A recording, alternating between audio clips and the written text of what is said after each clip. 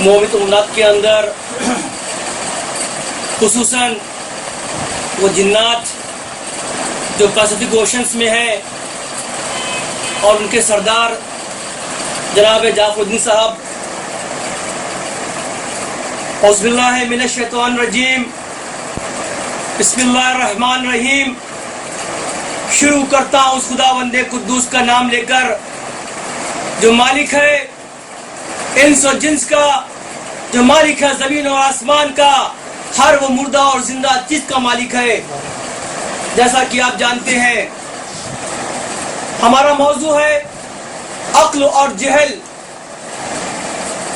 الحمدللہ رب العالمین الرحمن الرحیم مالک یوم الدین، ایاک نعبد و ایاک نستعین، اہدنا الصراط المستقیم صراط الذین انعمت علیہم غیر المغضوب علیہم ولا الضالین، آمین۔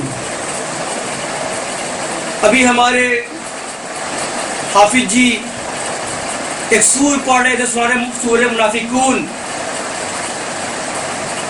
اس پر ذرا بات کرتے ہیں۔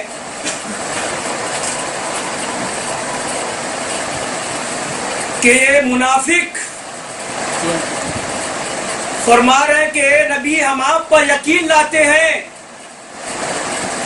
کہ آپ اللہ کے بھیجے ہوئے پیغمبر ہیں۔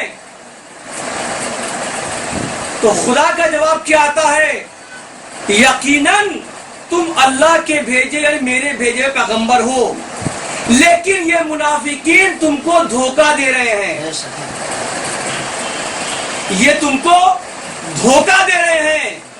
تم ان کی باتوں مت آنا، تم ان کی حرکتوں مت جانا، ان کی داڑھیوں مت جانا، ان کے لباس پر مت جانا۔ یہ دکھنے میں تو بہت اچھے دکھتے ہیں، لیکن حقیقت یہ وہ ہے جو ایمان لا کر پلٹ گئے ہیں۔ یہ صرف تم کو خسارے میں ڈالنے والے ہیں، تمہارا نقصان کرنے والے ہیں۔ اور نبی تم اس کے لیے دعا کرو یا دعا نہ کرو، ہم ان کو معاف کرنے والے نہیں ہیں۔ اور جتنے بھی خزانے ہیں آسمان و زمین کے اندر وہ سب خدا کے ذمے ہیں، اور یہ عقل والے جانتے ہیں، یہ عقل والے جانتے ہیں۔ اور نبی یہ چاہے کچھ بھی کر لے، جتنے چاہے مکاری کر لے، تم ان سے بچ کے رہنا، تم ان کے دھوکے مت آنا۔ آخر میں یہ عقل کی بات یہاں کیوں آ رہی ہے؟ اور ایک سور پڑھتے ہیں، سورہ حشر پڑھتے ہیں، آیت نمبر 13 اور 14، وہ کیا کہتی ہے؟ اے نبی، یہ جو منافقین ہیں، یہ جو مشرک ہیں، یہ ہم سے زیادہ تم سے ڈرتے ہیں، ان کے اندر تمہارا خوف ہے، اللہ کا خوف بہت کم ہے۔ یہ بد عقلوں کی نشانی ہے۔ آیت نمبر 14 دیکھو کہ یہ وہ لوگ ہیں جن کے پاس سب کچھ ہے لیکن ان کے پاس علم نہیں، یعنی جاہل ہے یہ۔ تو اگر قرآن پاک کو آپ دیکھو، عقل اور جہل کے بارے میں تقریباً 300 بار ذکر آیا ہے۔ کہیں پر یہ بے عقل ہے، کہیں یہ سمجھتے نہیں ہیں، کہیں پر یہ ظالم ہے، یعنی اس طرح کہہ کر خدا بند قدوس نے 300 بار اور تقریباً برابر جتنی بار عقل کا ذکر آیا ہے اتنی بار جہل کا ذکر آیا ہے۔ تو یہ عقل کیا ہے؟ میں تو کہتا ہوں بھلا اس سما عبداللہ ابن کا کہ جس نے نبی سوال کیا کہ نبی بتائیے عقل کیا چیز ہے اور عقل کیسے بنی؟ اگر اس کا یہ سوال نہ ہوتا تو شاید ہم آج آپ سے اتنی باتیں نہیں کر پاتے۔ تھوڑا سا اور پیچھے آتے گے۔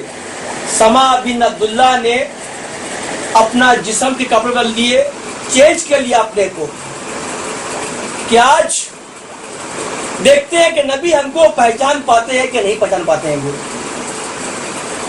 چنانچہ یہ نکلے، پہلے نبی گھر پہ گئے تو معلوم پڑا کہ نبی تو گھر پہ ہے نہیں، تو ان کو معلوم تھا کہ اب نبی کا اگر جگہ کوئی ہے تو طیف ہے، وہ پہاڑ کے اوپر میں یہ گئے، چڑھ گئے پہاڑ کے اوپر میں، انتظار کرے نبی جو ہے وہ مسجد نبی بات کے اندر، یہ انتظار کے کافی وقت تک کے، جب دیکھا کہ وقت ہو گیا نبی نے پلٹے، السلام علیکم، وعلیکم السلام، تو یہ بھیش میں تھے، نبی نے کیا بات ہے، آواز بھی جانتے تھے اور پہچانتے بھی تھے، پھر بھی نبی نے کیا کہا کہ تم نے اتنی محنت کیوں کری ہے سما، تم کہتے تو حق کو نیچے سے ملنے کے لیے، تو یہ سما بن عبداللہ کے یہ بات پوچھنا کہ خدا یہ بتاؤ، اے نبی بتائیے پہلے خدا نے کیا بنائی ہے، خدا نے روحانی میں پہلے کیا بنائی ہے، تو اس کی جواب آیا کہ اللہ نے عقل بنائی ہے، عقل کیا چیز ہے یہ بتایا ہے، اور کل سے بات کر رہا ہوں، اور ہمارے علاوہ جتنے بھی حکومتیں ہیں سب کا یہی کام ہے کہ عقل پر توجہ دی جائے، کہ عقل ہے کیا ہم سب عقل والے ہیں یا ہم سب جاہل ہیں، تو اس کی پہچان کیسے ہوگی کہ ہم عقل والے ہیں کہ نہیں ہیں، تو میں دیکھتا ہوں کہ وہ عقل والا ہے جو خدا کا فرما بردار ہے۔ اگر ابلیس کی زندگی دیکھو، وہ نافرمان ہوا جبکہ وہ اللہ کی اتنی عبادت کرتا تھا کہ اس کو خود پتا نہیں کہ میں عبادت کب سے کر رہا ہوں، لیکن اللہ نے اس کو آزمانے کے لیے اس کو ایک حکم دیا کہ سجدہ کر دو آدم کو، اور وہ سجدہ کرنے والوں میں نہیں ہوا، جبکہ اتنا بڑا عالم، سب کچھ جاننے والا، اس سے ایک غلطی ہو گئی، یعنی کہ خدا کی نافرمانی، خدا کا کہنا نہ ماننا، وہ کیا ہے، وہ جہل ہے، اور خدا کی بات کو ماننا یعنی وہ عقل ہے۔ ہم سب کو ہے کہ نماز فرض ہے، کم 5 وقت کی، اب ہم اپنے سے پوچھیں کہ ہم نمازیں کتنی پڑھتے ہیں، اس نے غلطی کری تو وہ جہنمی ہو گیا، اور ہم کتنی غلطی کریں، ہمارا کیا ہونے والا ہے، ہمارا کیا ہونے والا ہے، ہم بہت پیسے والے ہیں، بڑے اچھے اچھے فلیٹ ہمارے آئیں گے، لوگ غریبوں کھانا بٹوا رہیں گے اپنی شان کے لیے، لیکن جو خدا کا حکم ہے نماز کے بارے میں ہم اس کو انجام نہیں دے پا رہے، اس پہ عمل نہیں کر پا رہے ہیں، تو کیا ہم عقل والے کہلائیں گے؟ ارے ہم خود جہل کہلائیں گے، ہم جاہل کہلائیں گے۔ یہ خدا نے جس طرح عقل کو بنایا ہے اس کو دیکھو، اور جہل کو بنایا اس کو دیکھو۔ خدا نے اگر عقل کو یمن عرش بنا دیا تو جہل کیا بنائی ہے؟ جہل کو خارے دریا کے پانی سے بنا دیا ہے جو ظلم کرنے والا تھا۔ تو میں نے کہا تھا کہ جس طرح میں آپ کو یہ جو اللہ نے سپاہی دیے ہیں 75 وہ ایک ساتھ بنانا ممکن ہے، نہیں ہے، مشکل ہے ہمارے لیے، تو میں ہر دن آپ کو 10 بتاؤں گا، 10 سپاہی عقل والوں کے اور 10 سپاہی جہل والوں کے۔ تو اب ہم آگے بڑھتے ہیں، عقل کے آگے سپاہی کون ہے، ترتیب کے حساب سے تو مزہ آئے گا۔ تو خدا نے عقل کو سپاہی دیا رحمت، جو برستی رہے قائم رہے، تو یہاں کیا دیا، یہاں دیا غضب۔ اب کیسے؟ خدا رحمت بارش کروا رہا ہے، بہت بارش ہو، اللہ پاک غضب ہو گیا، دیکھا آپ نے یہ، یعنی کہ تم نے خدا کی رحمت کو ہی الٹا کرا دیا، تو کیا تم کہلاؤ گے کیا نام عقل والے؟ ارے تم جہل من میں آگے پہنچ چکے تم، اس لیے کہ خدا کی جتنی رحمتیں ہم کو مل رہی ہیں اس پہ کبھی انکار مت کرنا۔ ہاں یہ دعا کرنا اللہ سے، اللہ پاک اس میں کسی کو رحمت نہ ہو۔ یہ عقل ہے اور یہ جہل ہے۔ آگے اللہ فرماتا ہے کہ ہم نے علم دیا کس کو؟ علم سپاہی ہے کس کا؟ عقل کا۔ تو وہ کہتا ہے جہل کہ مجھے کیا دیا ہے میرا رب العزت؟ تو فرمایا تجھ کو دیا جہالت۔ اگر ہم آج کل دیکھ رہے ہیں معاشرے کے اندر جہالت کی یہ پرزور کوشش ہے کہ کس طرح عقل والوں کو جو ہے زیر کیا جائے، ختم کیا جائے، چاہے وہ کسی معاشرے میں ہو، چاہے وہ عبادت کے لیے ہو، چاہے وہ کسی کے مت کرنے کے لیے ہو. جہالت ہمیشہ منع کرتی ہے، روکتی ہے، دلوں کے اندر گھس جایا کرتی ہے، دماغوں پہ فیصلہ کرتی ہے کہ نہیں یہ کام مت کرنا. تو اللہ سپاہی برابر بانٹ رہا ہے، ادھر عقل میں سپاہی بڑھ رہے ہیں تو جہل بڑھ رہی ہے. اگلا سپاہی ہوتا ہے فہم، یعنی کہ سارے کام جو ہے حکمت سے کرنا. اور یہاں پر حکامت دے رہا ہے کہا کہ کوئی حکمت نہیں ہے، سب کام ایسے کر ڈالو. آگے اللہ نے کہا اور سپاہی لو ہم سے، تو قرآن ہے خوش خودی لو. خوش خودی اس کو عقل کو، تو جہل کیا ملے؟ بد خودی مل گئی ہے.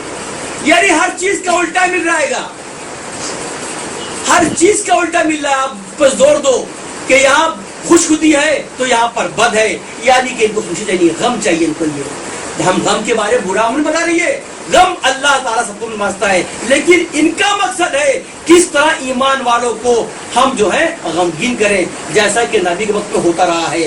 کس طرح ان کو رسوا کیا جائے، تو ذلیل کیا جائے، نبی کو ڈرایا جائے. آگے بڑھتے ہیں. فروتن یہ عقل کا ہے تو بولتا ہے دعویٰ، مار کس کا اور دعویٰ یہ ٹھوکرائیے. کون؟ جہل. ہر چیز الٹی آ رہی ہے ان کے سوائے. دیکھو یہ آگے بڑھتے ہیں. کہا جوہد تو کہا رغبت. ان سے کہا تفقہ تو بولے تہ تک جاؤں گا میں. یہ تفقہ یعنی کہ کسی بات کو چھوڑ دینا، ٹھیک ہے بھائی جاؤ. لیکن یہ کیا کہتا ہے؟ نہیں، اس کی جو برائیاں ہیں اس کو ڈھونڈیں گے اور اس کو منظر عام پہ لے کے آئیں گے. یہ کیا ہے؟ یہ حالت ہے جو ہم اکثر کیا کرتے ہیں گے، نہیں اس کو چھوڑوں گا نہیں میں، دیکھو یہ برابر بتاؤں گا اس کو میں. یہ تو یعنی کہ ایسا کرنا جس میں وہ جہالت میں آتا ہے گا. آگے بڑھے.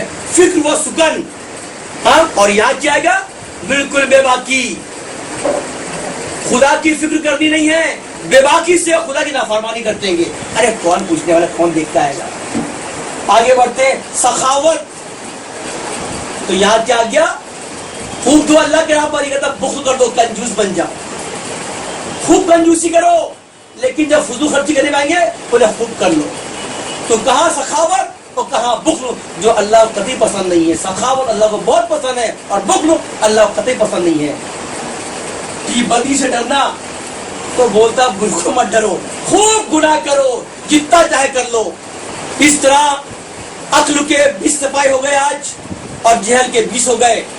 اب ہم دیکھیں سورہ منافقون کے اندر جب وہ آیت نمبر 4 پڑھی جا رہی تھی کہ اے نبی تم ان کے ڈیل ڈول پر مت جانا، تم ان کو دیکھ کر ان کی داڑھی پہ مت جانا، دکھنے بہت اچھی باتیں کرتے ہیں لیکن یہ عقل والے نہیں ہیں. تو ایسی کیا بات تھی؟ تو ایک واقعہ ایسا آیا کہ ایک صحابی نبی کے پاس تشریف فرما ہے اور کہتے ہیں اللہ نبی بتائیے کہ میں نے ایک جماعت دیکھی ہے، میں نے ایک جماعت دیکھی ہے، وہ بہت اچھے کپڑے پہنتے ہیں، ان کی شکل سے بہت خوبصورت ہے، ان کی باتوں میں بہت جان ہے. تو کیا وہ مومن ہے کہ ہم مومن ہیں؟ اور یہ کہاں کا واقعہ ہے؟ نبی نماز پڑھ کر مسجد سے باہر آئے ہو، وہاں پوچھ رہا ہے اس شام کہ نبی یہ فرمائیے کہ یہ ہے مومن کہ ہم ہیں مومن. تو نبی نے ان کو پلٹ جواب دیا اس شام تم جا کے یہ معلوم کرو کہ ان لوگ کی عقل کیسی ہے. یعنی پھر جو ہے مومن کس پر ڈیپینڈ کر گیا؟ عقل پر ڈیپینڈ کر گیا. جا کے ان کو دیکھو کہ وہ کس طرح کی کھیتیاں کرتے ہیں، جا کر یہ دیکھو کہ ان کو کھیتی کے طریقات معلوم ہے یا کہ نہیں معلوم ہے، یعنی ان کے پاس کا علم ہے کہ علم نہیں ہے.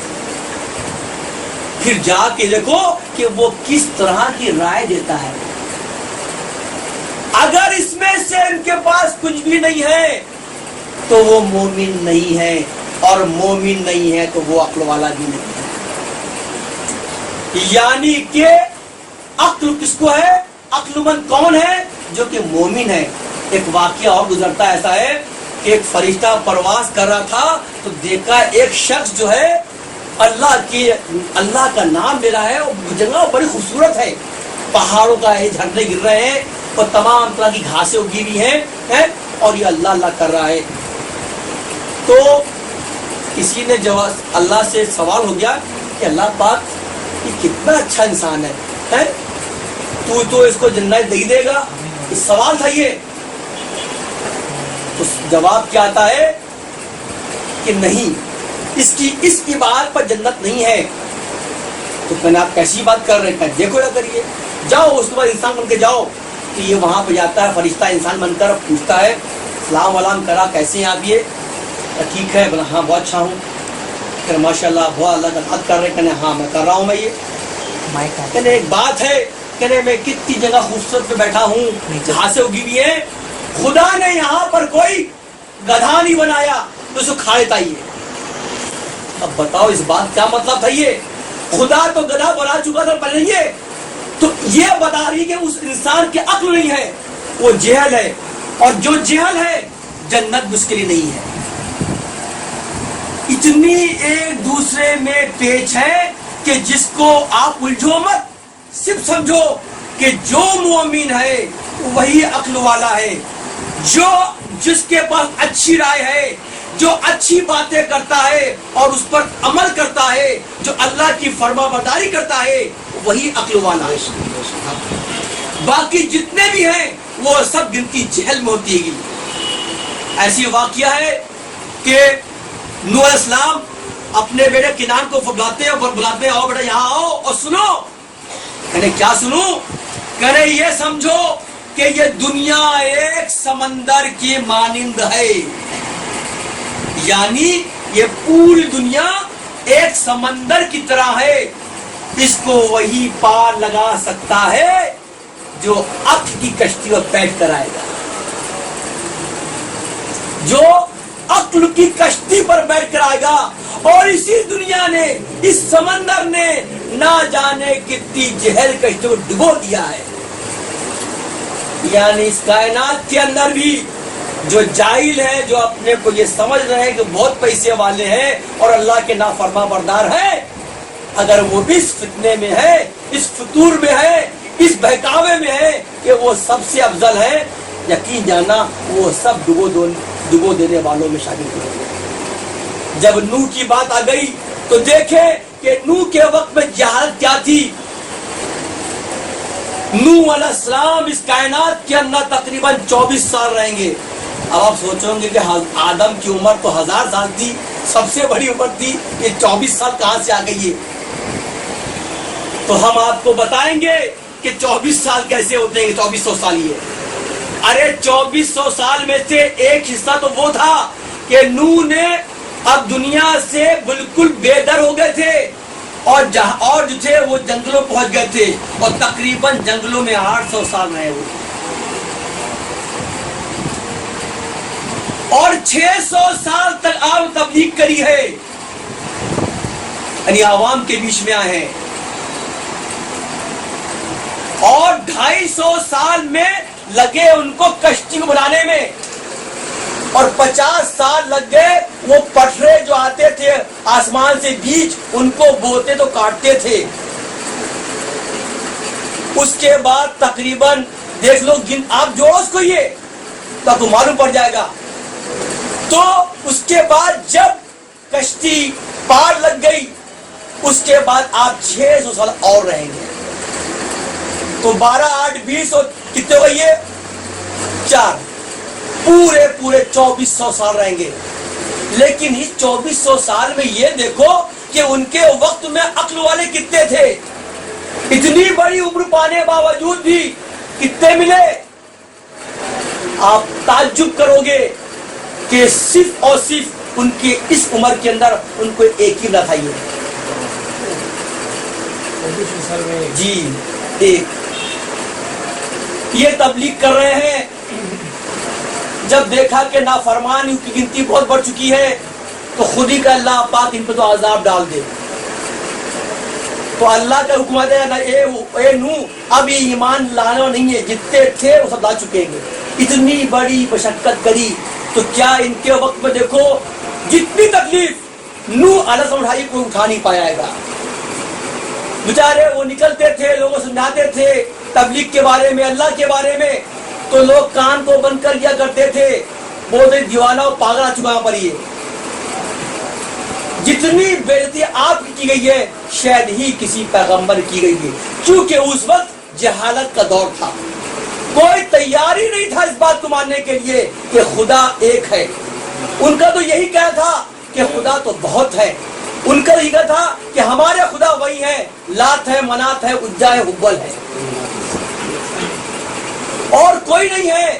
تو دیکھو کہ جب دیکھا کہ اب کوئی لانا نہیں ہے تو اللہ نے کہا ہے نوح جو تیری کشتی جو بن چکی ہے، قصہ تو بہت بڑا ہے، آپ لوگ مطلب بتلائیں گے تو 2 گھنٹے جائیں گے، میں تو شارٹ بتا رہی ہے کہ جب وہ کشتی بن گئی تو لوگ ہنستے تھے، وہ بولے نوح تیری کشتی کیا اس ریت جائے گی؟ تو آپ کہتے تھے گھبرا مت، عذاب آنے والا ہے، عذاب آنے والا. واقعی ایک دن آیا اور قرآن فرماتا ہے اور تنور ابل پڑا. تو تنور کیا تھا؟ یہ تنور اسی ہندوستان کا ایک خطہ ہے جو کیرلا کے اندر ہے. عالم یہ کہتے ہیں یہ تنور ہوا کا تندور تھا. وہ تندور کتنا بڑا ہوگا بھائی، وہ سوچنے کی بات صحیح ہے. تو یہ تنور کہاں ہے؟ کیرلا کے اندر ایک جگہ کا نام ہے، اس کو آج بھی تنور کہتے ہیں. اس کے مطلب یہ ہے کہ نوح علیہ السلام اس ہندوستان میں آئے تھے اور کیرلا جگہ تھی.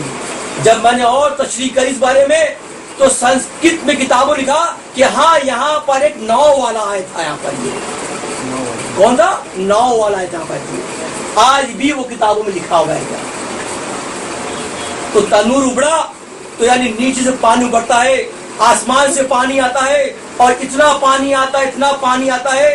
تو خدا حکم اے نوح جلدی سے جتنے بھی جنس ہیں، چاہے وہ جانور ہو چاہے وہ انسان ہو، سب کے جوڑ رکھو اس میں. یہ اب آواز دیتے ہیں، سب بھاگتے ہیں، اور صرف اس کشتی بیٹھنے والے صرف 72 تھے، جس 72 کے اندر 8 تو ان کے خود کے لوگ تھے، ان کی 4 بیٹے تھے اور ان کی بیویاں تھی اور خود تھے. ایمان والوں میں جیسا بیٹھ گئے، اب ناؤ چلتی ہے، اللہ کے نام پر رکنا تھا اور اللہ کے نام پر تھمنا تھا. تو ناؤ چل رہی ہے، چلتی گئی، لوگ تکلیفیں لگی کشتی کے اندر. یہ تو بہت پریشان ہو گئے کہ اللہ پاک زبان نکلا، اللہ پاک تو عذاب کو واپس لے لگیے. کیا کہہ رہے ہیں؟ اور ابھی زیادہ نہیں ہوا، صرف 6 مہینے میں ہے. جس کشتی کو بنانے میں 250 سال لگ گئے، 6 مہینے کے اندر آپ کہتے ہیں اے اللہ تو عذاب واپس لے لے.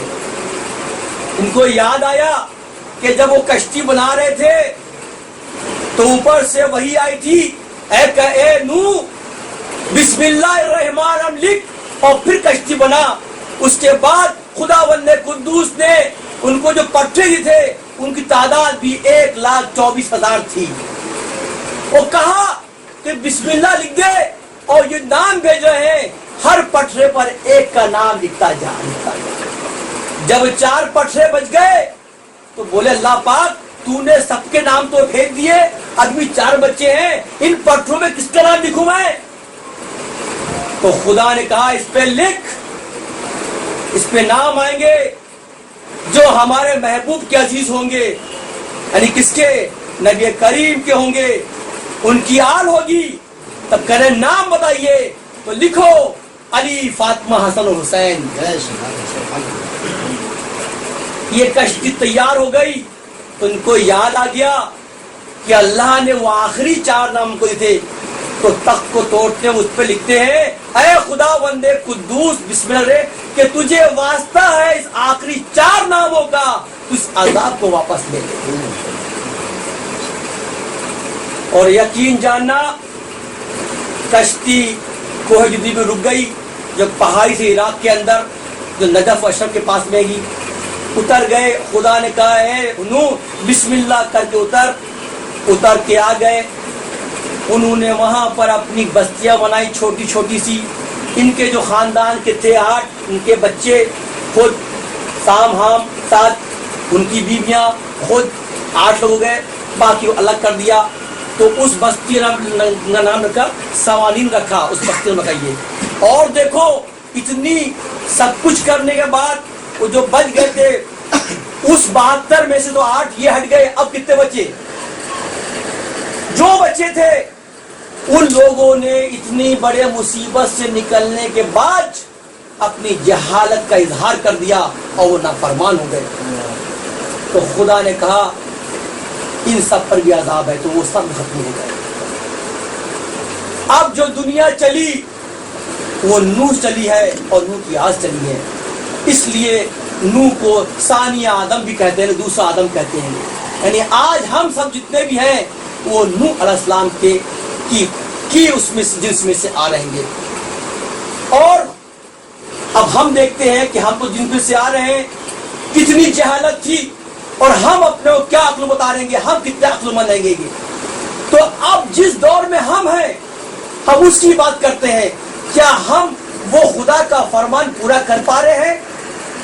چاہے ہمارا اٹھنا بیٹھنا ہی کیوں نہ ہو، چاہے ہمارا چلنا پھرنا ہی کیوں نہ ہو، چاہے ہمارا کسی سے بات کرنا ہی کیوں نہ ہو، ان سب میں انسان کی عقل جگتی ہے کہ اس سے معلوم پڑتا ہے کہ انسان کس طرح کا ہے، اس کی بات کرنے طریقہ کیسا ہے. یعنی اگر میں دیکھوں تو انسان کے ہر عمل کے اوپر میں اس کی عقل چھپی ہوئی ہے. اگر عقل اچھی ہے تو اس کے کپڑے پہن طریقہ اچھا ہوگا، بات اچھی کرے گا، لوگوں سے اچھے سے ملے گا. اگر یہ سب چیزیں ہم دیکھیں تو کہاں ملتی ہے؟ اس پوری کائنات کے اندر. اور خدا خود کہہ رہا ہے کہ ہم، جیسے ہم نے کل کہا تھا کہ ہم جنتی وہی فرقہ ہے، اور فرقہ ہے جو ہم سے ہے، جو پرہیزگار ہے. یعنی کون ہے؟ جو نبی کے فرقے میں سے آتا ہے. تو آج ہم کو یہ دیکھنا ہے کہ اگر ہم عقل والے ہیں اور جہالت سے دور ہیں تو کیا ہم نبی کردار سے ملتے جلتے بھی ہے کہ نہیں ہے؟ وہ ہوں بہو تو بہت دور کی بات ہے، ذرا سا بھی اگر اس میں آ گئے تو خدا ہم کو جنت نصیب فرما دے گا. اب جو بات ہے، جو موضوع ہے اور جو ہم جس لیے بیٹھے ہیں کہ میں نے کہا تھا کہ 1375 سال گزر گئے آج تقریباً اور آج بھی ہم نبی کی آل کو بھول نہیں پائے ہیں. ایسا کیا اس میں اعظم اس کے اندر ہے؟ کیا کشش اس کے اندر ہے؟ کیا میسج چھپا اس کے اندر؟ کیا پیغام اس نے چھپا ہوا ہے؟ ہمیں یہ دیکھنا ہوگا کہ ہم جب بات کریں گے ہم ان کی بات بھی کریں گے. اور آج 2 محرم ہے اور 2 محرم وہ دن ہے کہ تقریباً 31,000 کی فوج یزید کی حسین کو گھیر چکی ہے. 31,000 کی فوج ہے یہ جو گھیر چکی ہے اور ڈرانے کی کوشش کریے کہ کیسے بھی کر کے یہ ہم سے بیعت کر لیں. آج 2 محرم ہے. ہمارے پاس میں کربلا کے شہیدوں کے اتنے قصے ہیں، ایک ساتھ تو ہم بیان نہیں کر پائیں گے، آپ جانتے ہیں. اس لیے میں ان قصوں کو ہر دن آپ کی اس تقریر لاتا ہوں. میں تو آج میں ان کی بات کرتا ہوں جو اکثر لوگوں نے بچہ چھوٹا ہے، معصوم بچہ ہے، کہاں جائے گا، ارے اب اس پہ فرض بھی نہیں ہے. بے شک ان کو دیکھو، وہ تھے عقل والے، جنہیں عمر کے بارے میں کوئی سوچا بھی نہیں ہے کہ بچہ ہمارا اکلوتا ہے، کہ چھوٹا ہے کہ معصوم ہے. تو وقت آیا کھڑا کر دیا. جب جناب مسلم کوفے پہنچ گئے، جیسے ہم کل کہا تھا ان کا قتل ہو گیا. اب ان کے 2 بچے تھے، ایک کا نام تھا محمد اور ایک کا نام تھا ابراہیم. ان کے دماغ میں پتہ نہیں کیا آیا تو انہی نے ایک وہاں کا جو قاضی تھا، شرع قاضی، دونوں بچوں کو وہاں رکھوا دیا کہ تم اس کی حفاظت کرنا. کوئی ڈر معلوم ہو گیا تھا، ہو سکتا کہ ہم شہید کر دی جائیں. اب قاضی کو لگا کہ مسلم تو شہید ہو چکے ہیں، اب یہ بچے بچنے والے نہیں ہیں. اور ادھر یزید نے فرمان بھیج دیا، ابن زیاد ان دونوں بچوں کو ڈھونڈ نکالو، وہ ہمارے خطرناک ہو سکتے ہیں، وہ ہمارے لیے خطرناک بن جائیں گے. وہ کون؟ محمد اور ابراہیم. عمر لگ بھگ ایک کی 11 سال اور ایک کی 12 سال. جیسے لگا کاشرا کو کہ یہ کی جان خطرے میں ہے، اس نے دونوں بچوں کو ایک خط لکھا اور خط میں یہ لکھا اس نے کہ حسین آپ یہاں مت آئیے گا، مسلم ابن عقیل جو ہے شہید کر دی گئے، یہاں میں دھوکہ ہوا ہے، آپ قطعی کوفے مت آنا۔ لیکن اس نے عقل مندی یہ کری، اس پہ اپنا نام نہیں لکھا، کو ڈر تھا کہ اگر یہ خط پکڑا گیا تو یزید ہم کو کچھ ختم کر دے گا۔ اپنے بیٹے کو بلایا اسد کو، بیٹا جا یہ خط دے دیا میں نے ان بچوں کو، ابھی ایک مدینے کے لیے کارواں یہاں سے نکلنے والا ہے، ان بچوں کو وہاں ڈال دینا۔ یہ اسد ان کا بیٹا تھا شرح کا، دونوں بچوں کو لیا، دوڑتا پہنچتا ہے تو دیکھا قافلہ وہاں نکل چکا ہے، بد نصیبی کہو یا اللہ کو جو منظور تھا۔ چنانچہ اس نے کہا دیکھو روشنی آ رہی ہے، ہاں ہاں بیٹا تم اس کے پیچھے بھاگ لو بیٹا۔ یہ دونوں بچے اس کے پیچھے بھاگتے ہیں، معصوم بچے، ریگستانی علاقہ، بالکل انجان علاقہ، سرد ہوائیں، اور دل میں غم اپنے باپ کا کہ میرا باپ قتل ہو چکا ہے۔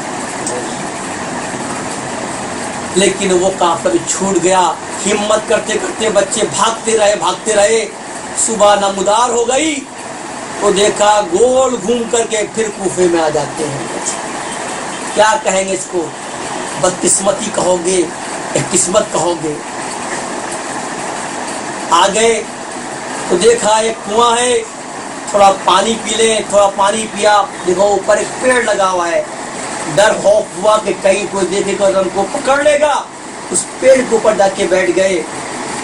صبح کا وقت تھا تو ایک شخص آتی ہے، عورت پنیز، پانی بھرنے کے لیے جب پانی ڈھونڈ ڈالا تو اس کو پانی میں شکل دکھی کہ خوبصورت بچے، نورانی بچے دکھ رہے ہیں، تو اس نے یوں کرا، ڈری کہ بچے ڈر نہ جائیں، تو چپ چاپ وہاں سے گئی، اپنی مالکن سے بولتی ہے بڑے بچے خوبصورت ہیں، وہ آتی ہے بڑے اس سے خوشی اس طرح حبیبہ تھا، تو بچوں آؤ بیٹا آ جاؤ ہم تمہارے لیے ہیں، وہ لاتی ہے بچوں کھلاتی لاتی ہے، بات کرتی ہے ان سے یہ، لیکن اس کا شوہر آتا ہے حارث اور ان کو لے جاتا پکڑ کر لے گیا اور جیل میں ڈلوا دیا۔ بہت خوش ہوا کہ ہم کو انعام مل گیا ہے، یعنی اگر انعام بھی ہم کو ملتا ہے تو اس میں بھی عقل ہے، چھپی بھی ہے کہ یہ انعام کس لیے مل رہا ہے ہم کو۔ انعام اچھے بھی ہوتے ہیں اور انعام برے بھی ہوتے ہیں۔ اچھے کاموں انعام ملتا ہے، ہم سب پوچھ رہے ہیں، کسی کا قتل کر دیا انعام مل رہا ہے تو کیا ہوا؟ یہ عقل ہوئی؟ ارے یہ جہد ہوئی ہے۔ چنانچہ دونوں بچے معصوم جیل میں ڈال دی گئے۔ اتفاق دیکھو پھر ایک موقع مل گیا، جو وہاں کا داروغہ تھا اس کا نام مشہور نام تھا، اس نے دیکھا کہ بچے بڑے معصوم ہیں اور یہ تو مسلم کے اولاد ہیں گے، اور بہت ماندہ تھا وہ، اور شیان علی تھا، شیان علی چاہنے والا تھا وہ، تو اس نے بڑی عقل لگائی، رات کا اندھیرا دیکھا، اپنی انگوٹھی دی بچوں کو کہ بیٹا تو انگوٹھی پہن لے اور یہاں نکل جا۔ تو بولے میں کہاں جاؤں؟ بولے قداسیہ جاؤ۔ کہاں جاؤ؟ قداسیہ جاؤ، وہاں ہم حسین کو خط مل جائے کہ آپ کے ساتھ میں دھوکہ ہو چکا ہے، یہاں آنا خطرے سے خالی نہیں ہے۔ یہ بچے جیل سے نکل گئے، مشہور کو کیا ہوا غریب کو؟ اس کا قتل کر دیا گیا۔ غصے میں یزید نے کہا اسے قتل کر دو، اس نے کہہ چھوڑ دیا۔ اب بچے یہ پھر بھاگتے قداسیہ کے لیے، پھر قسمت کے مالے کو رات بھر بھاگتے رہے، صبح پھر ہو گئی تو دیکھا پھر صبح وہ کوفے پڑے نہیں۔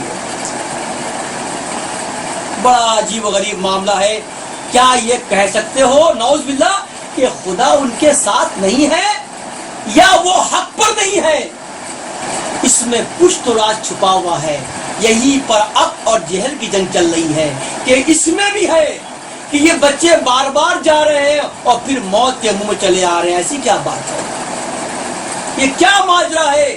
پھر یہ بچے دیکھا تو کوفے میں ہے، پھر جگہ مل گئی، پھر ایک عورت ملی، ان کو اپنے گھر لے گئی، بچوں کو بہت لاسا دیا، بیٹا گھبراؤ مت، ہم تمہارے ساتھ ہیں، کھلایا پلایا، اوپر لے گئی چھت پر، وہاں رکھا، جیسے بولتے مالیا ہے، مالیا رکھ دیا اوپر۔ بچے کو چپ رہنا بیٹا، ہمارا شوہر اچھا انسان نہیں ہے، رات کا وقت अरवा आता है तो बीबी ने पूछा क्या बात है, बड़े परेशान दिख रहे हो? कहना हाँ बहुत परेशान हूँ, यजीद ने इनाम रखा है। क्या रखा है? कहना मुस्लिम बिन अकील बच्चों को अगर जो पकड़ कर लाएगा उसको 500 दिरहम मिलेंगे। कितने मिलेंगे? दिरहम मिलेंगे। ये डर गई कि बच्चे तो मेरे ही पास हैं, अब इन बच्चों क्या होगा, घबरा गई। तो बोली अरे छोड़ो ना, वो कुछ भी इनाम दिया गया, बच्चे बच्चे होते हैं, बच्चों को कत्ल करता है। औरत जैसे अपने बोल सकती है, जैसे अब हमारी माँ बहनें बोलती हैं, फुसला भेद मेरा शौहर जो है मेरी बातों में आ जाए। लेकिन कम वक्त कहाँ आने का था, सुबह होने के तकरीबन 2 घंटे पहले जब बच्चों सुन लिया कि ये तो मतलब वही आदमी है, तो बच्चों के मुंह से आवाज निकल गई। तो बोला कि ऊपर कौन है? तो कोई नहीं, कोई ऊपर आवाज आ रही है। तो ये ऊपर गया, देखा तो बच्चे मौजूद हैं। तो बड़ा खुश हो गई। तो वही बच्चे नूरानी जिनके लिए इनाम मिलने वाला है, चुरान ये लाता है और एक खम्भे में बांध देता है दोनों को, तो खूब थप्पड़ मारता है। इतने थप्पड़ मारे लहू लुहान हो जाते हैं। बचाने के लिए बीबी बड़ी, तो उसने बीबी को मार दिया। उसका बेटा अब्दुल्ला बड़ा, उसने उसको मार दिया। आगे उसका गुलाम आया, उसके हाथ काट दिए। पता नहीं कौन सा ईमान था, कौन सा इस्लाम था। अगर मैं बात करूं, शर्म आती है हमें ऐसे मुसलमान कहने पर कि मैं उससे अच्छे काफिर हैं। कम से कम वो पत्थर की मूर्ति को धोकर रखते तो हैं, वो कुछ भी है, बेशक वो कुफ्र है, लेकिन तुम तो कल से बदतर हो गए, तुम तो रावण से बदतर हो गए हो। और कहे तो मैं मुसलमान हूं। मैं ये जब देखा कि अब कोई बचा नहीं है, बच्चों को ले गया नहर फुरात किनारे और बोलता है तुमको अब कत्ल करना है। तो बच्चे कहते हैं कि हमें सिर्फ नमाज पढ़ने की मोहलत दे दो। ये है अक्ल और वो है जहल। जा पढ़ ले नमाज, शायद तेरा खुदा तो बचा लेगा। दोनों बच्चे नमाज पढ़ते हैं और अल्लाह से दुआ करते हैं। मोहम्मद ये आगे बढ़ता है और उसका सब तलब कर देता है। सर अलग हो मोहम्मद का, तो बच्चा छोटा इब्राहिम था, वो भागता है कि तो मेरा भाई है, गर्दन को उठा के अपने सीने से लिए और रोता है, चिल्लाता है। इसने क्या किया, अरवा ने जिस्म को लिया और फरात ने फेंक दिया। अब इसके पास भागते हुए आता है, और तू क्या चाहता है? मैंने कुछ भी नहीं। तो ये देखता है अरवा कि ये जिस्म तो मैंने पानी में फेंक दिया है, लेकिन ये डूब क्यों ना इसके अंदर पानी में ही है।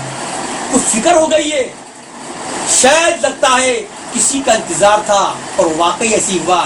जैसे इसने इब्राहिम का सर काटा और जिस्म को फेंका, तो देखते क्या है एक मौजूदा कि दोनों आपस में मिल जाते हैं, निपट जाते हैं। और उसके बाद में उस दरिया फरात में समा जाते हैं हमेशा के लिए, क़यामत के लिए।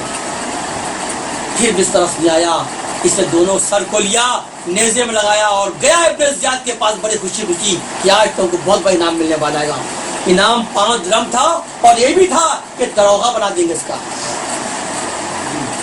ज़ियाद को आवाज दी कि ले आया, मैं काम हो गया, आका आपका मैंने पूरा कर दिया है। जैसे इब्न ज़ियाद ने देखा, नूरानी खड़ा हो गया घबरा करके, बोला ये अरवा तुझे रहम नहीं आया इस पर, ये इन बच्चों के लिए? तो मुस्कुराता है, तो अपने गुलाम मुकद्दम यहाँ आओ, जाओ इनकी जहां पर नहर फुरात के अंदर जहां इनके जिस्म में वहां डाल दो। ये मुकद्दम जाता है और जैसे सर को उसने पानी फेंका, तो देखता क्या है मौजूदा कि दोनों सब फिर पानी ऊपर आते तैरते हैं और दोनों गला पर फिर चिमट जाती हैं। ये है उस नमाज का है कि उसने उस वक्त अकल से काम लिया और अल्लाह ने उनको नमाज दिया और हमेशा के लिए यकीन जानना वो दोनों बच्चे आज तक के उसी फरात में समा चुके हैं। तो देखो जहल और अक्ल की अगर जंग है तो ये मत सोचना कि वक्ती अरवा जीत गया या वो फतेह हो गया। यकीन जानना अगर ये हादसे नहीं होते तो क्या हम उनको याद करते, उनकी बातें करते? हम अक्ल की बात करते हैं, अक्ल तो जितनी कम क्यों ना हो या उनकी तादाद कितनी कम क्यों ना हो, जहल करोड़ों अरबों हो जाए, लेकिन अक्ल उन पर अफजल है कि नहीं है? तो ऐ लोगों कि वो कारनामे कर दिखाओ, वो काम को अंजाम दो, وہ کردار لاؤ جس سے ہمارا رب ہم سے راضی ہو جائے، جس سے ہمارا نبی ہم سے راضی ہو جائے، اور جس سے ہمارے اہل بیت والے جو ہے ہم سے راضی ہو جائے۔ اے خدا بند قدوس، تو ہم سب کو اچھی عقل دے، ہم سب کو اچھا دے میرے مولا۔ اگر جو ہمارے کہنے میں سننے میں غلطی معاف کرنا، اور ہم سے جو باتیں بھی کہتے ہیں جتنا میں نے بات کہی ہے اس کو عمل میں لاؤ، اگر عمل میں لاؤ گے تبھی اس محفل میں بیٹھنے کا ہمارا مقصد پورا ہوگا۔ اللہم صلی علی سیدنا مولانا وعلی سیدنا مولانا محمد بارک وسلم۔ السلام علیکم بارک وسلم صلی اللہ تعالی علیہ وسلم۔ اے خدا بند قدوس، جتنا تو نے چاہا کا بلایا، جو تو نے بھیجا وہی بولا میرے مولا۔ اے خدا بند قدوس، اب باری ہم سب کے مانگنے کی ہے۔ تیرا وعدہ ہے منگتا جس زبان میں مانگے ہم پوری فرماتے ہیں۔ اے خدا بند قدوس، تو ہمارے لباس میں مت جانا، ہماری شکلوں مت جانا، ہماری نیت پہ جانا، اور تو نیت کا بہتر جاننے والا ہے۔ تیرا نام ہے پاک پروردگار،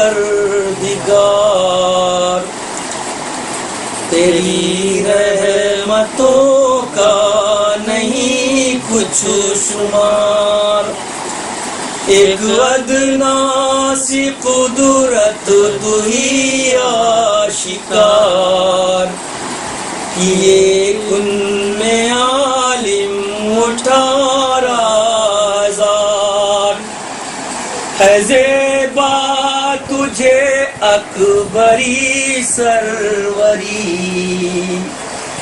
میری بار کیوں دیر اتنی کری، تیری ذات ہے گی غفور رحیم، مرض لا دوا کا تو ہی ہے حکیم، ہمیشہ سے ہے اور رہے گا قدیم، مجھی کو کہے ہے سمیع علیم، تجھے علم ہے ظاہری باطنی، میری بار کیوں دیر اتنی کری، تیرے حکم بن برگ جنبش نہ کھائے، جگہ سے کہیں ہل کے ذرہ نہ جائے، تیرے حکم سے میں برسنے لگا، کوئی باغ دنیا کو جس سے فضا کرے، خشک کھیتی کو پل میں ہری، میری بار کیوں دیر اتنی کری، زمین کا کیا کیا اجر تو نے قبول، ہوئے اس پہ ظاہر محمد رسول، یہاں تک دیا ان کے رتبہ کو طول، کہ لولیک ہے جن کی شان و نزول، عطا ان کو مہر نبوت کری، میری بار کیوں دیر اتنی کری، کسی کو کتب اور کلندر کیا، کسی کو دیا رتبہ بدال کا، کسی کو عطا کی ہے پیغمبری، میری بار کیوں دیر اتنی کری، پڑھی کشتنوں پر جب بلا، گیا ڈوب وہ کو تھا ڈوبنا، بچانا تجھے جس کو منظور تھا، نہ مطلق اسے غرق ہونے دیا۔ دکھائی وہاں پر یہ سنت گری، میری بار کیوں دیر اتنی کری، میری بار کیوں دیر اتنی کری۔ گئی جب کہ یونس کو مچھلی نگل، نہ کام آیا اس وقت کوئی عمل، پکارا انہوں نے تجھے برمحل، لیا شیخ مچھلی سے ان کو نکل، وہاں تو ہوئی یہ کرم کی گھڑی، میری بار کیوں دیر اتنی کری۔ انگوٹھی سلیمان کی کھو گئی، جو ہے بادشاہی کی کم ہو گئی، کہ فرمان مانے نہ ان کا کوئی، دکھائی وہاں پر قدرت نہیں، ملی شیخ میں ماہم سے انگشتری، میری بار کیوں دیر اتنی کری۔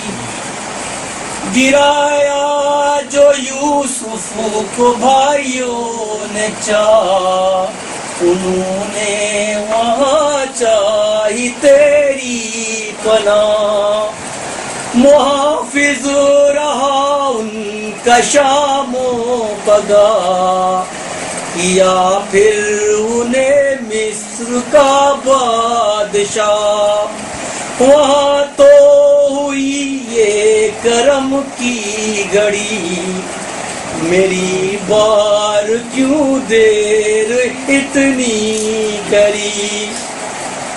تو رزاق ہے سب کا روزی رسا، جو کیڑے کی رکھتا ہے پتھر میں جان، غذا تو نے اس کی وہاں پر بری، میری بار کیوں دیر اتنی کری۔ زمانے میں حضرت کے تھا ایک بشر، برے کام کرتا تھا شام و سحر، مگر اجر اس کا ہوا دادگر، نماز اس کی حضرت نے جا کر پڑھی، وہاں تو ہوئی یہ کرم کی گھڑی، میری بار کیوں دیر اتنی کری۔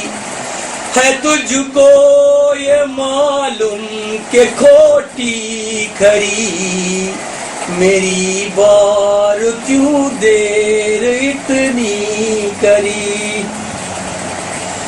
تیرا نام ستار غفار ہے، یہ بندہ سرے پا گنہگار ہے، پڑی نام میری جو مجدار ہے، تو ہی پار اس کا کرنہار ہے، گناہوں سے بھاری ہے مجھ پر علم، تجھی کو ہے پیدا کیے کی شرم، کہ کر جلد اب دور دنیا کے غم، کہ کر جلد اب مجھ پہ اپنا کرم، نہ کری میری دنیا میں پردہ دری، میری بار کیوں دیر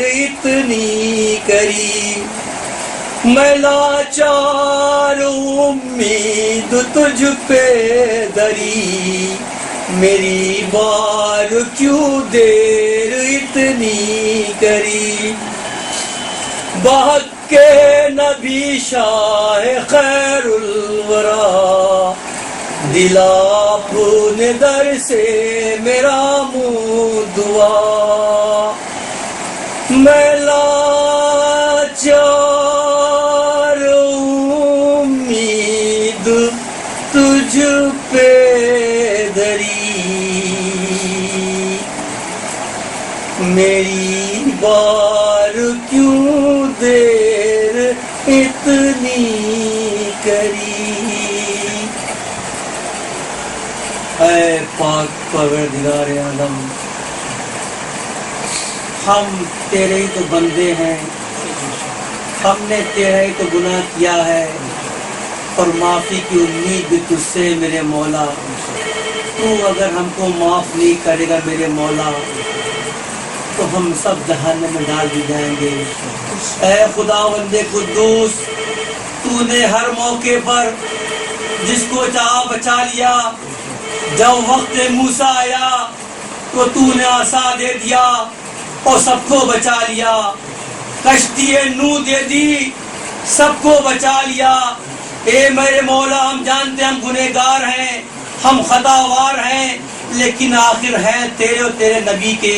اے میرے مولا، تجھے واسطہ اہل بیت کا، تو ہم سب کی خطاؤں کو معاف فرما دے۔ اے میرے مولا، جو گناہ ہم نے رات کے اندھیرے میں کیے، جو گناہ ہم نے دن کے اجالے میں کیے، میرے مولا ہم سب کو معاف کر دے۔ اے میرے مولا، تو توبہ قبول کرنے والا ہے، اے میرے مولا تو ہی بخشنے والا ہے، تیرے علاوہ یہ کسی کے پاس نہیں ہے۔ اے میرے مولا، ہم نے یہ بھی دیکھا تم نے بڑے بڑے گناہگاروں کو معافی کر دیا، جن کے گناہ پہاڑ سے بڑے تھے میرے مولا، تو کیا ہم ان سے بڑے گناہگار ہیں؟ اے میرے مولا، تیرا ہی وعدہ ہے کہ اگر میرا بندہ ہم سے سچے دل سے توبہ کرے اور ہم سے مانگے ہم دیتے ہیں، چاہے اس کا گناہ زمین اور آسمان سے بڑا کیوں نہ ہو، سورج چاند سے بڑا کیوں نہ ہو۔ اے میرے مولا، تیرا ہی تو وعدہ ہے، ہم تیرے وعدے سے وعدہ لے رہے ہیں، تو ہم سب کو معاف فرما دے۔ اے خداوند قدوس، تمام اس مجمع میں لوگ ایسے پریشان حال ہیں جو تو بہتر جاننے والا ہے۔ تمام بچیاں کی شادیاں نہیں ہو رہی ہیں، تمام ایسی عورتیں ہیں جن کی شادیاں ہو گئی میرے مولا، ان کو اولادیں نہیں ہو رہی ہیں، تمام ایسے بچے ہیں، تمام ایسے عورتیں ہیں جن کے اولادیں نافرمان ہیں میرے مولا، تو ان سب کو فرما بردار بنا دے میرے مولا۔ اے خداوند قدوس، تمام اس مجمع وہ لوگ ہیں جو قرض دار ہیں، اے میرے مولا تو ان کے قرضے کا راستہ کھول دے۔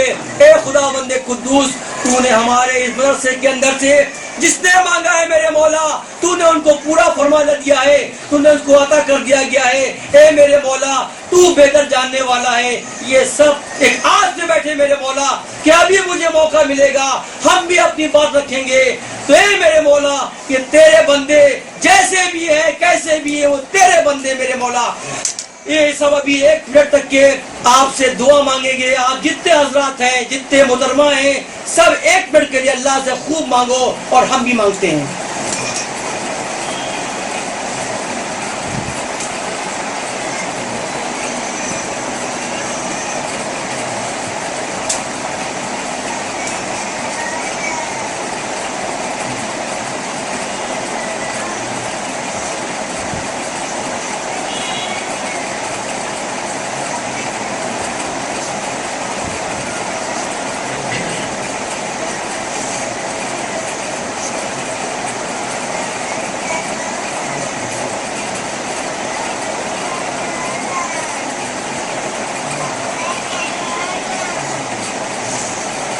اللہم صلی اللہ وسلم۔ اے خداوند قدوس، تیرے اور تیرے بندوں کے بیچ میں کسی طاقت آنے کی نہیں ہے، تو سننے والا یہ مانگنے والے، اے میرے مولا جو بھی نہیں مانگا ہو سب پہ میری آمین ہے، اور یہ دعا کرتے ہیں میرے مولا کہ ان کو خوشخبریاں ان کے گھر پہنچنے پہلے مل جائیں۔ ربنا آتینا فی الدنیا حسنۃ وفی الآخرۃ حسنۃ وقنا عذاب النار وقنا عذاب القبر وقنا عذاب الحشر برحمتک یا ارحم الراحمین.